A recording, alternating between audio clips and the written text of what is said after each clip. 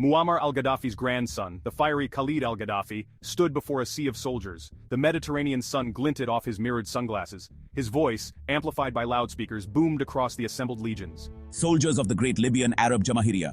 For decades we have endured humiliation. The West, drunk on its own power, stole our future. Khalid's voice resonated with righteous anger. No more. The spirit of Omar Mukhtar, the lion of the desert, flows through our veins. We will reclaim what is rightfully ours. We will avenge the wrongs of the past. We will drink from the Tiber. The crowd erupted. A roar of approval shook the very foundations of the ancient city. The Libyan invasion of Italy had begun. Rome, the eternal city, would soon tremble before the desert wind. The Libyan advance was swift and brutal. Spearheaded by the elite falcons of Omar Division, they cut through southern Italy like a scimitar through silk. Drones bearing the Libyan flag and the visage of Omar Mukhtar buzzed overhead like angry hornets. Their payloads rained down destruction upon the retreating Italian forces. The Italian government, paralyzed by indecision and internal strife, seemed powerless to stop the onslaught. Their once proud military, crippled by years of neglect, crumbled before the Libyan war machine. City after city fell. Naples, Bari, Pescara. Each victory fueled the fires of Libyan ambition, bringing them closer to their ultimate prize, Rome. The Tiber River, once a symbol of Roman might, now marked the final obstacle between the Libyan army and their objective. Under a moonless sky, Libyan forces launched a daring amphibious assault. Rubber rafts packed with soldiers cut silently through the water, their outlines barely visible against the dark water. Italian resistance, though fierce, was sporadic and uncoordinated. The defenders, outnumbered and outgunned, fought with the courage of desperation, but it was not enough. By dawn, Libyan forces had established a firm foothold on the western bank of the Tiber. The road to Rome lay open. News of the Libyan crossing sent shockwaves through the Italian government. Panic seized the streets of Rome. Civilians, their faces etched with fear and uncertainty, fled their homes, seeking refuge in churches and subway tunnels. We are the heirs of Caesar, of Augustus, of Scipio. This is our city, our home. We will not surrender it to these invaders. We will fight them in the streets. We will fight them in our homes. His words, however, rang hollow. The spirit of ancient Rome, it seemed, had long since faded, leaving behind only a pale imitation of its former glory. Section 5. A City in Flames. The Battle of Rome was a brutal, chaotic affair. Libyan tanks rumbled through the historic streets, their cannons roaring, reducing centuries-old buildings to rubble.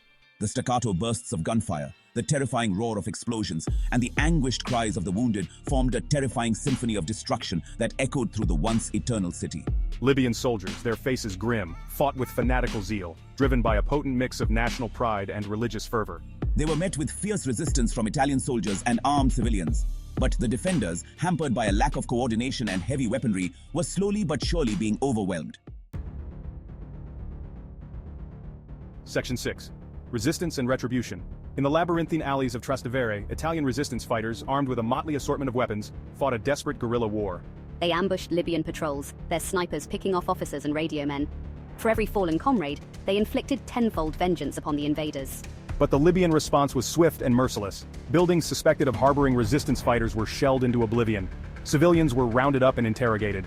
The ancient city, once a beacon of civilization, descended into a maelstrom of violence and despair. Section 7. The Black Flag flies high. One by one, Rome's iconic landmarks fell. The Colosseum, its once mighty arches now scarred by gunfire, became a silent testament to the city's fall. The Trevi Fountain, its waters stained crimson with blood, no longer whispered promises of love and hope.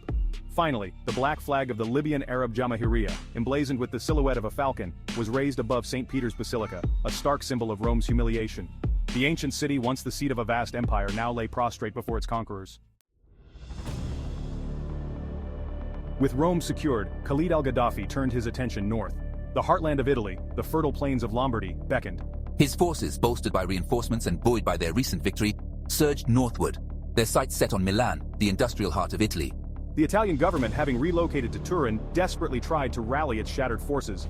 They knew that the fall of Milan would be a catastrophic blow, perhaps a fatal one. They poured everything they had left into defending the Po River, a natural barrier that they hoped would stem the Libyan tide. It was a forlorn hope. The Battle of the Po was a clash of titans, a maelstrom of steel and fire that dwarfed even the carnage in Rome. Thousands of tanks, their cannons thundering, clashed in a deadly ballet of armor and high explosives. The air roared with the scream of jet fighters and the ominous buzz of attack drones. Libyan robots, their metallic bodies adorned with the flag of the Jamahiriya and the image of Omar Mukhtar, advanced relentlessly, their heavy weapons scything through Italian ranks. The earth trembled under the weight of their advance. The once fertile fields of Lombardy were transformed into a nightmarish landscape of craters, burning wreckage, and shattered bodies.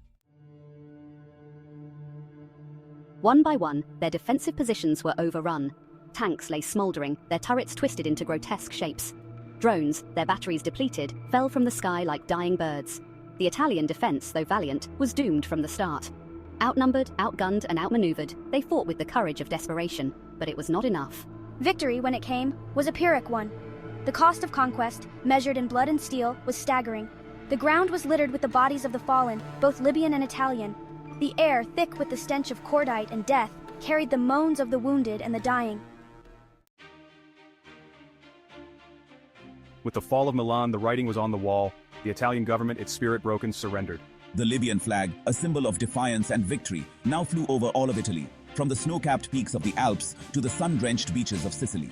In a speech that echoed across the world, Khalid al-Gaddafi proclaimed a new era for Italy, one free from Western oppression, one guided by the principles of the Green Book. The world watched, holding its breath, uncertain of what the future held. The Libyan lion had roared, and the world had trembled.